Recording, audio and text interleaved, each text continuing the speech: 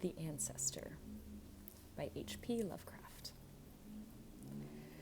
When my cousin, Ambrose Perry, retired from the active practice of medicine, he was still a comparatively young man, ruddy and vigorous and in his 50s.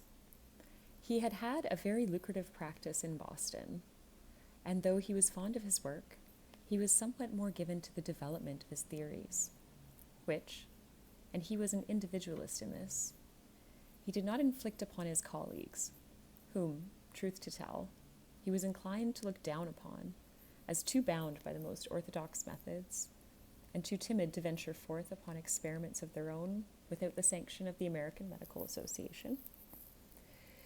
He was a cosmopolitan in every sense of the word, for he had studied extensively in Europe, in Vienna, at the Sorbonne, at Heidelberg, and he had traveled widely. But for all that, he was content to lose himself in wild country in Vermont, when at last he chose retirement to climax his brilliant career. He went into virtual seclusion at his home, which he had built in the middle of a dense wood and outfitted with as complete a laboratory as money could buy. No one heard from him, and for 3 years not a word of his activities reached the public prints or the private correspondence of his relatives and friends. It was thus with considerable surprise that I received a letter from him. I found it waiting on my return from a sojourn in Europe, asking me to come and spend some time with him, if possible. I replied regretfully that I had now to set about finding a position for myself, and expressed my pleasure at hearing from him, and the hope that someday I might be able to avail myself of his invitation, which was as kind as it was unexpected. His answer came by return mail, offering me a handsome emolument if I would accept the position of secretary, by which I was certain he meant me to do everything about the house as well as take notes. Perhaps my motivation was as much curiosity as the attractiveness of the remuneration, which was generous. I accepted as quickly, almost fearful lest he withdraw his offer, and within a week I presented myself at my cousin's rambling house, built in the Pennsylvania Dutch farm manner, though of but one story, with sharply pointed gables and deeply pitched roofs. I had had some difficulty finding it, even after receiving my cousin's explicit instructions, for he was at least 10 miles from the nearest village, which was a hamlet called Tyburn, and his house was set so far back from the little-traveled road, and had so slight a lane leading up to it, that I was constrained to believe for some time that I had traveled past it in my eagerness to arrive at the hour I had promised.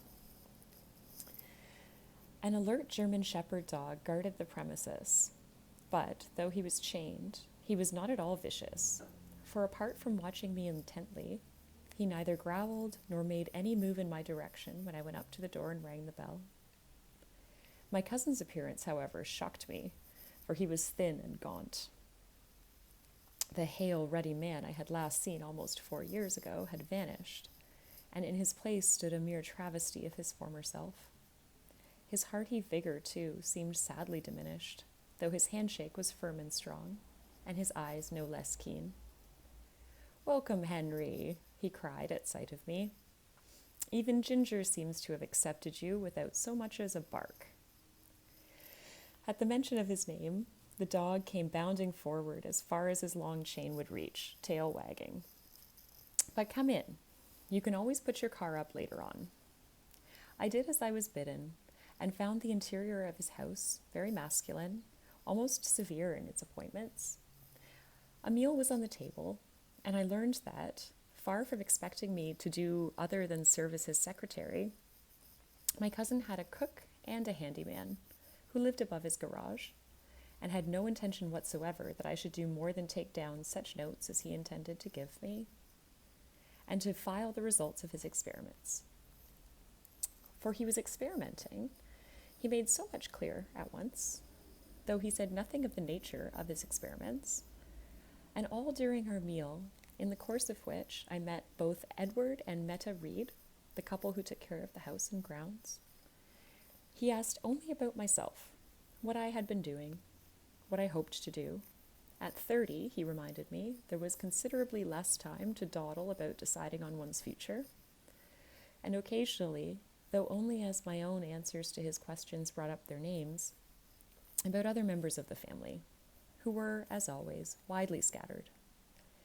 Yet I felt that he asked about me only to satisfy the amenities of the situation, and without any real interest, though he did once hint that if I could only be persuaded to turn to medicine for a career, he could see me through college in pursuit of my degree. But all this, I felt sure, was only superficiality, the politeness of the moment, representing those aspects of our first meeting in some years which were to be got over with at the earliest opportunity. There was, moreover, that in his manner, which suggested a suppressed impatience at the subject he himself had initiated, an impatience with me for my preoccupation with his questions, and at himself for having so far yielded to the conventionalities of the situation as to have asked about matters in which he was plainly not interested at all. The Reeds, man and wife, who were both in their 60s, were subdued. They made little conversation, not only because Mrs. Reed both cooked and served her dinner, but because they were plainly accustomed to carrying on an existence apart from their employers, for all that they ate at his table. They were both graying, yet they managed to look far more youthful than Ambrose, and they showed none of the signs of the physical deterioration which had come upon my cousin. The meal went on, with only the dialogue between Ambrose and myself to break the silence. The Reeds partook of the meal not in subservience, but with a mask of indifference, though I did notice 2 or 3 times that quick, sharp glances passed from one to the other of them at something my cousin said, but that was all. It was not until we had retired to Ambrose's study that he touched upon that subject closest to his thoughts. My cousin's study adjoined his laboratory, which was at the rear of the house. The kitchen and large dining and living room combination came next, and the bedrooms, curiously, were at the front of the house. Once in the cozy study, Ambrose relaxed, his voice filled with the tremor of excitement. "You will never guess the direction my experiments have taken since I left practice, Henry," he began. "And I dare to wonder at my temerity in telling you. Were it not, indeed, that I need someone to set down these amazing facts, I would not do so.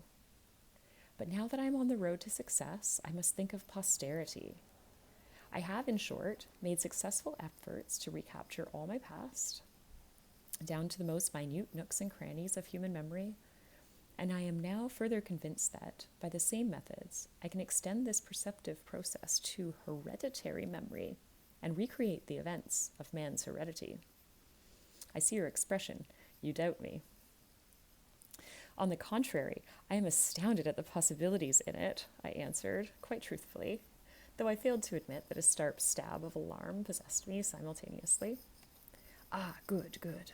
I sometimes think that, because of the means I must use to induce the state of mind necessary to the ceaseless probing of past time, I have gravely disappointed the Reeds, for they look upon all experimentation on human beings as fundamentally unchristian and treading upon forbidden ground." I wanted to ask what means he had reference to, but I knew that in good time he would tell me if he had a mind to. If he had not, no question of mine would bring the answer. And presently he came to it. I have found that a combination of drugs and music, taken at a time when the body is half starved, induces the mood and makes it possible to cast back in time and sharpen all the faculties to such a degree that memory is regained. I can tell you, Henry, I have achieved the most singular and remarkable results. I have actually gone back to the memory of the womb, incredible as it may seem. He spoke with great intensity. His eyes shone, his voice trembled. Plainly, he was exhilarated beyond ordinary stimulation by his dreams of success.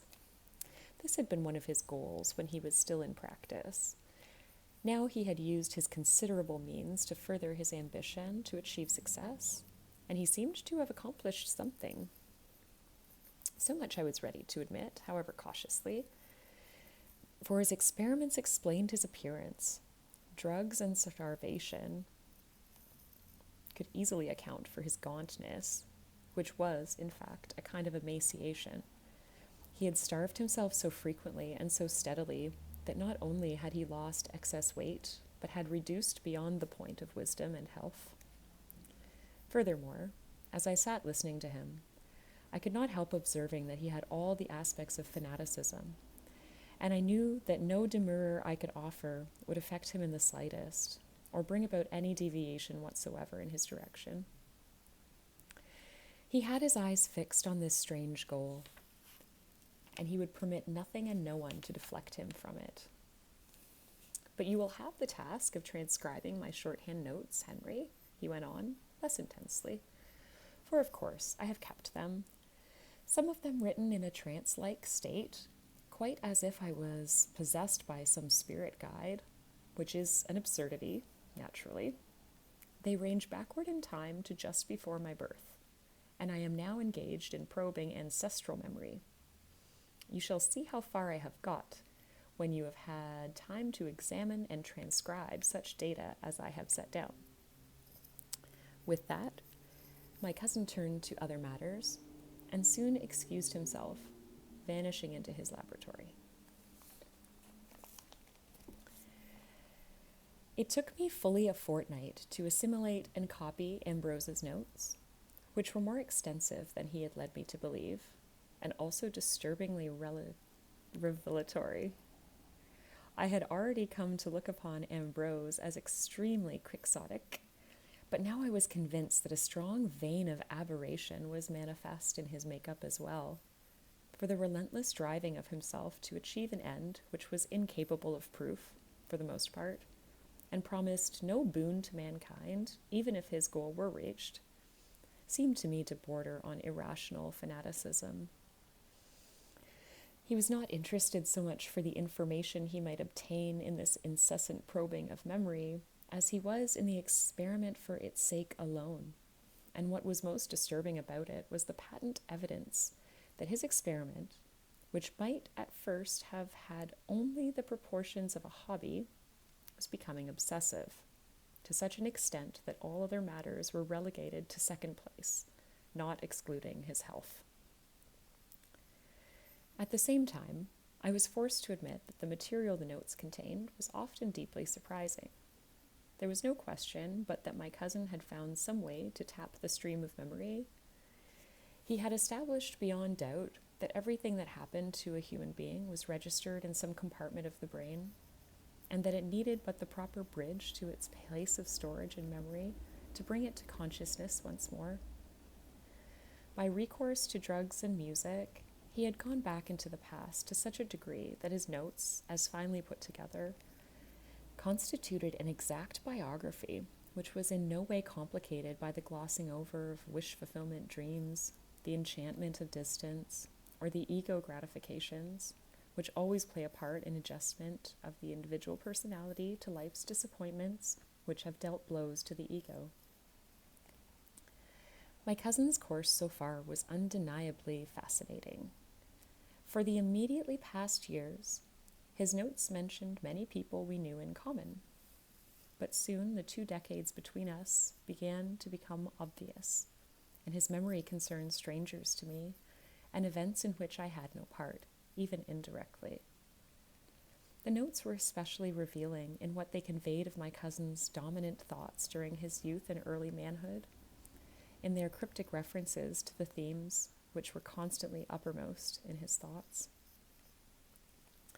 Argued vehemently with de Lesseps about the primal source, the chimpanzee linkage too recent, primal fish? So he wrote of his days at the Sorbonne, and at Vienna, man did not always live in trees, so says von Wiedersson, agreed, presumably he swam. What role, if any, did man's ancestors have in the age of the brontosaur? Such notes as these, including many far more detailed, were interspersed with the daily record of his years, mingling with accounts of parties, romances, an adolescent duel, differences with his parents and the like, all the assorted trivia of one man's life. This subject appeared to hold my cousin's interest with an astonishing consistency. His more recent years, of course, were filled with it, but it recurred all the way through his life from the age of 9 onward, when on one occasion he had asked our grandfather to explain the family tree and demanded to know what was beyond the registered beginnings of the line. There was, too, in these notes, certain evidence of how much he was taxing himself in this obsessive experiment, for his handwriting had undergone a marked decrease in legibility from the time he had first begun to chronicle his memories to the present, that is, as he went backward through time to his earliest years, and indeed into the place of darkness which was the womb. For he had accomplished this return, if his notes were not a skillful fabrication.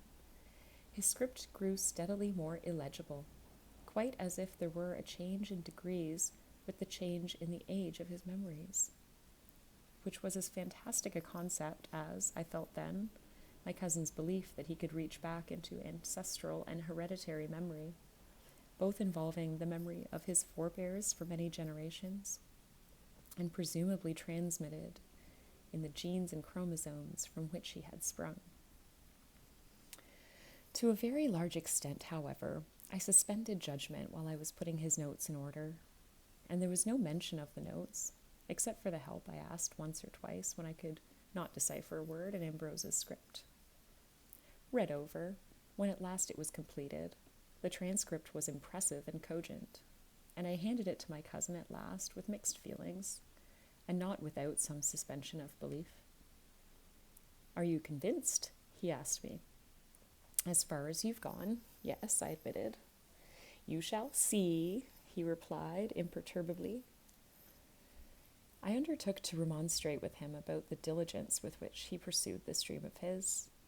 In the 2 weeks it had taken me to assimilate and copy his notes, he had plainly driven himself beyond the bounds of reason. He had taken so little food and had slept so little that he had grown noticeably thinner and more haggard than he had been on the day of my arrival.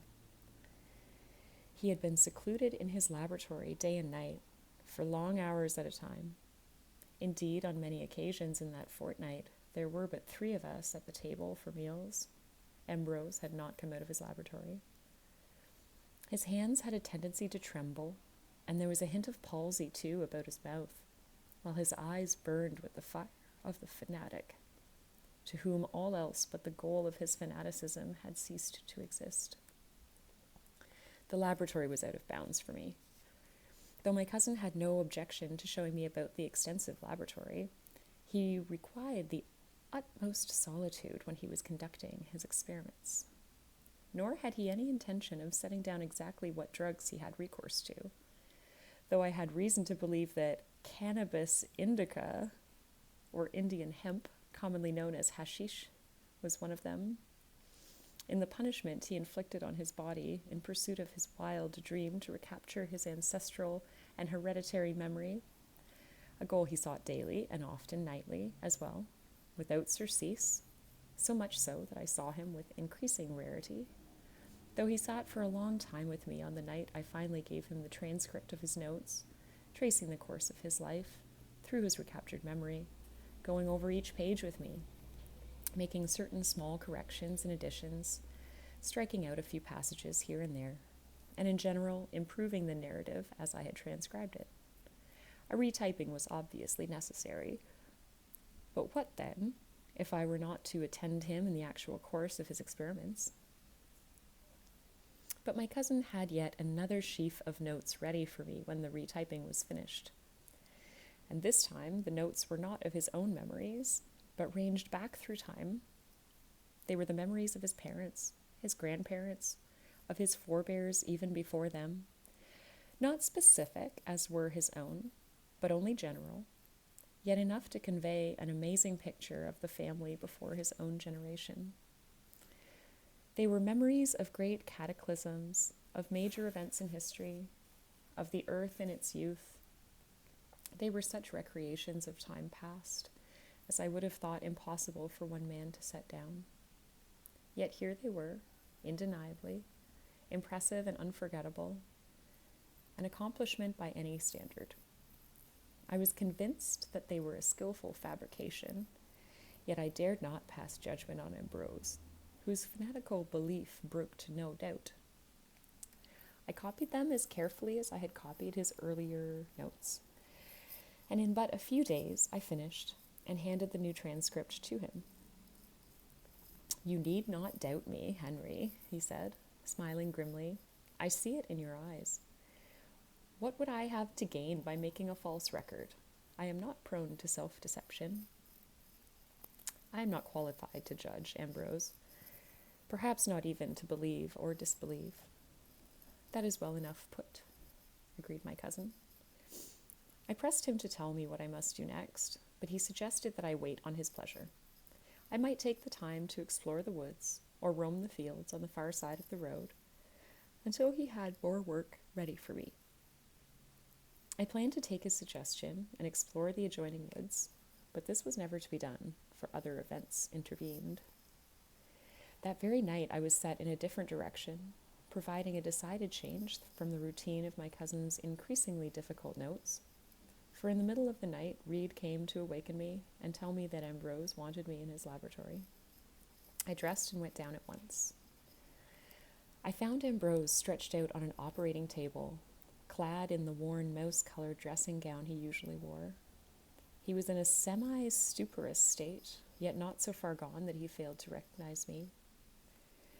"Something's happened to my hands," he said with effort. "I'm going under. Will you take down anything I may say?" "What is it?" I asked. "A temporary nerve block, perhaps. A muscular cramp, I don't know. They'll be all right tomorrow." "All right," I said. "I'll take down anything you may say." I took his pad and pencil and sat waiting. The atmosphere of the laboratory, ill-lit with but one low red light near to the operating table, was eerie. My cousin looked far more like a corpse than a man under the influence of drugs. Moreover, there was playing in one corner an electric phonograph, so that the low, discordant strains of Stravinsky's Le Sacre du Printemps flowed through the room and took possession of it. My cousin lay perfectly still, and for a long time not a sound escaped him. He had sunk into the deep drugged sleep in which he carried on his experiment, and I could not have awakened him had I tried. Perhaps an hour elapsed before he began to speak, and then he spoke so disjointedly that I was hard put to it to catch his words. "Forest sunk into earth," he said. "Great ones fighting, tearing. Run, run." And again, "New trees for old. Footprint 10 feet across. We live in cave, cold, damp, fire." I put down everything he said in so far as I could catch his muttered words. Incredibly, he seemed to be dreaming of the saurian age, for his hints were of great beasts that robed the face of his land, and fought and tore, walking through forests as though they were of grass, seeking out and devouring mankind, the dwellers in caves and holes under the surface of the earth. But the effort of driving himself back so far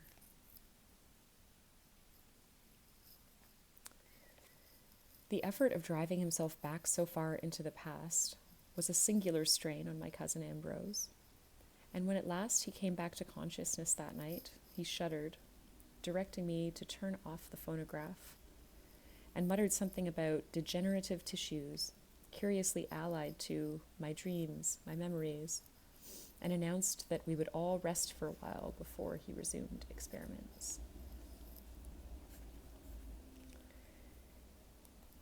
It is possible that if my cousin could have been persuaded to rest, his experiment on the admitted probability of ultimate success, and taken care of himself, he might have avoided the consequences of pushing himself beyond the boundaries mortal man was meant to go.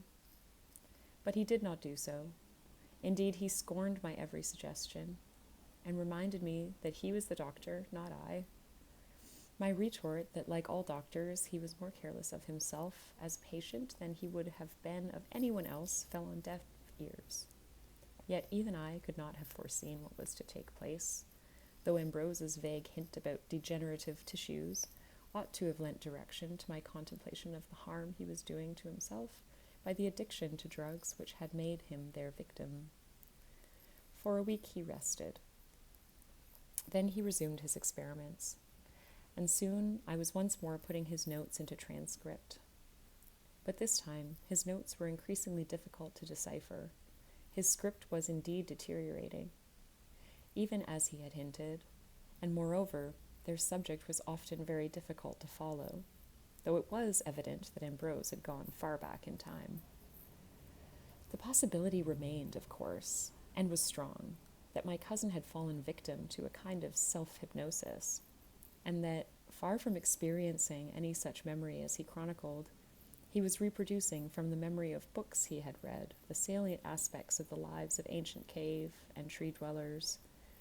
Yet there were disturbingly clear indications from time to time that the observations he made were not made from any printed text or the memory of such a text, though I had no way of seeking out such possible sources for my cousin's bizarre chroniclings. I saw Ambrose increasingly seldom, but on the rare occasions when I did see him, I could not avoid noticing the alarming degree to which he had yielded to drugs and starvation. His emaciation was complicated by certain repellent signs of degeneration. He tended to slaver at his food, and his eating habits became so deplorable that Mrs. Reed was pointedly absent from the table at more than one occasion. Though, because of Ambrose's growing dislike of leaving his laboratory, we were not often more than 3 at the table. I do not remember just when the drastic alteration in Ambrose's habits came about, but I believe I had been at the house just over 2 months. Now that I think back to it, it seems to me that events were signaled by Ginger, my cousin's dog, which began to act up most restlessly. Whereas hitherto he had been a singularly well-behaved dog, now he began to bark often at night, and by day he whined and moved about the house and yard with an air of alarm. Mrs. Reed said of him, "That dog smells or hears something he don't like." Perhaps she spoke truly, for all that I paid little attention. It was about this time that my cousin elected to remain in his laboratory altogether, instructing me to leave his food on a tray outside the laboratory door. I took issue with him, but he would neither open the door nor come out, and very often he left his food stand for some time before he took it in, so that Mrs. Reed made ever less attempts to serve him hot food, for most of the time it had grown cold by the time he took it. Curiously, none of us ever saw Ambrose take his food. The tray might stand there for an hour, 2 hours, even 3. Then suddenly it would be gone, only to be replaced later by an empty tray. His eating habits also went a change.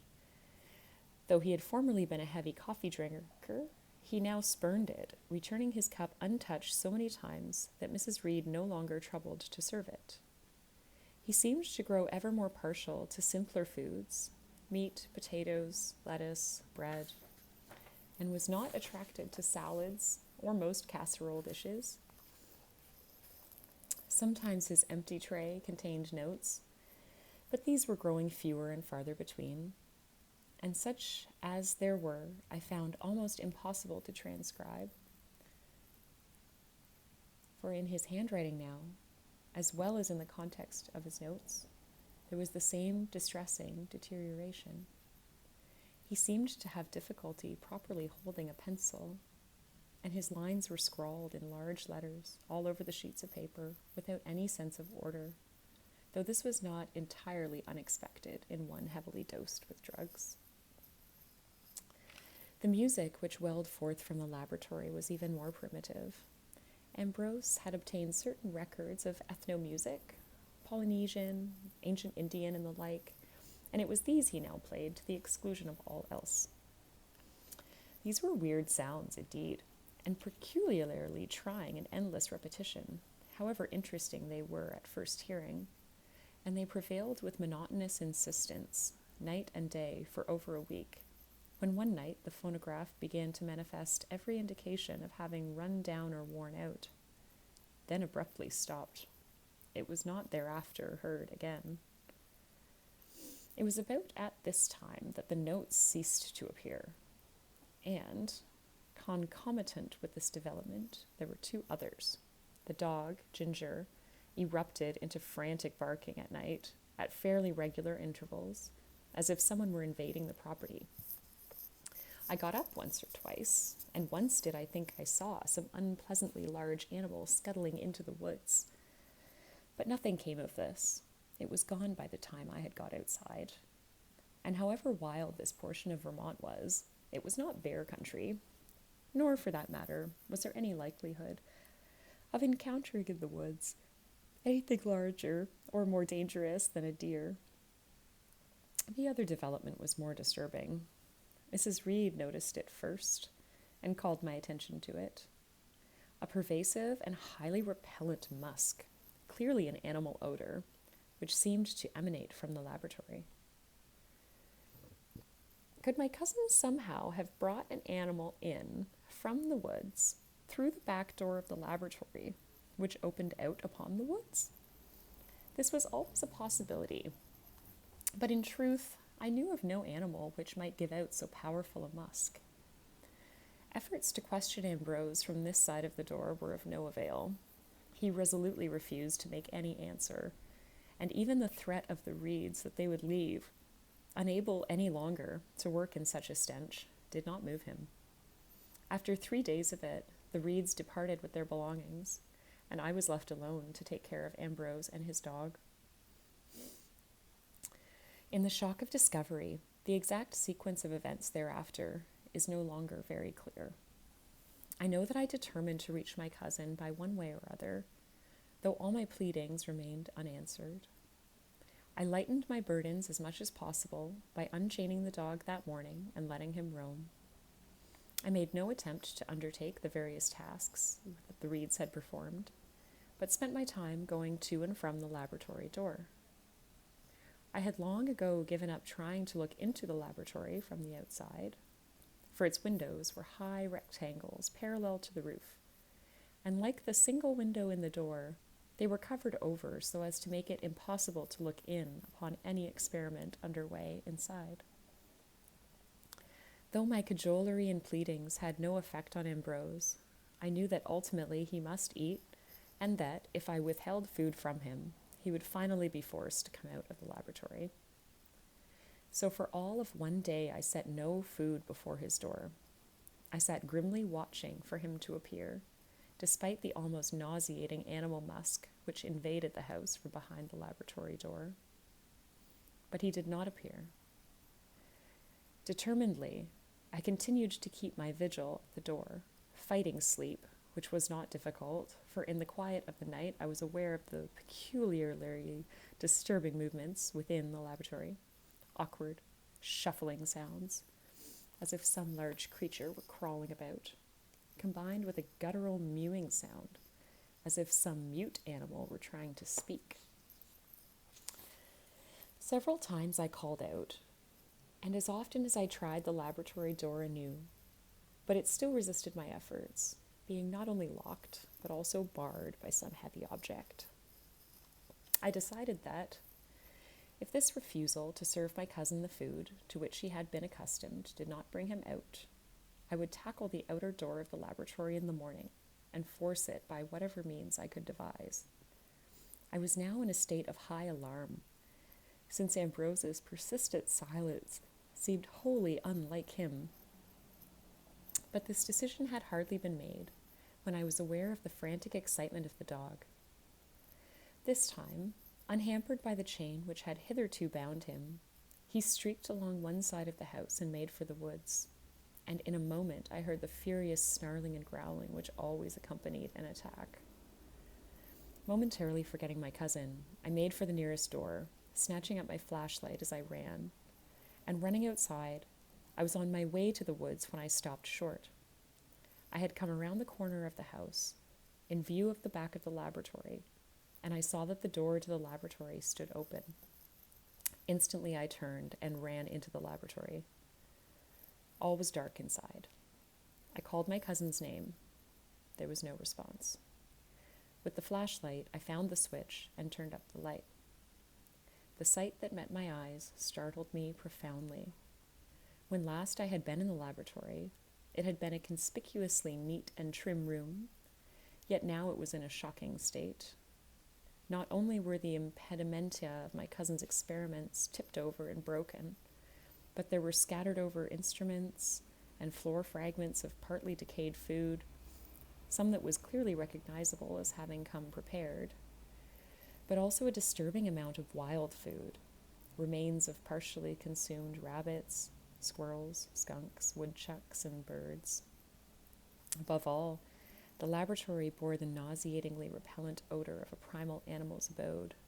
The scattered instruments bespoke civilization, but the smell and sight of the place were of subhuman life. Of my cousin Ambrose there was no sign. I recalled the large animal I had seen faintly in the woods, and the first thought that came to mind was that somehow the creature had broken into the laboratory and made off with Ambrose, the dog in pursuit. I acted on the thought and ran from the laboratory to the place in the woods from which still came the throaty animal sounds of a lethal battle, which ended only as I came running up. Ginger stepped back, panting, and my light fell upon the kill. I do not know how I managed to return to the house, to call the authorities, even to think coherently for 5 minutes at a time. So great was the shock of discovery. For in that one cataclysmic moment, I understood everything that had taken place. I knew why the dog had barked so frantically in the night when the thing had gone to feed. I understood the source of that horrible animal musk. I realized that what had happened to my cousin was inevitable. For the thing that lay below Ginger's bloody jaws was a subhuman caricature of a man, a hellish parody of primal growth, with horrible malformations of the face and body, giving off an all-pervasive and wholly carnal musk. But it was clad in the rags of my cousin's mouse-colored dressing gown, and it wore on its wrist my cousin's watch. By some unknown primal law of nature, in sending his memory back to that pre-human era, into man's hereditary past, Ambrose had been trapped in that period of evolution, and his body had retrograded to the level of man's pre-human existence on the earth. He had gone nightly to forage for food in the woods, maddening the already alarmed dog, and it was by my hand that he had come to this horrible end, for I had unchanged Ginger and made it possible for Ambrose to come to his death at the jaws of his own dog.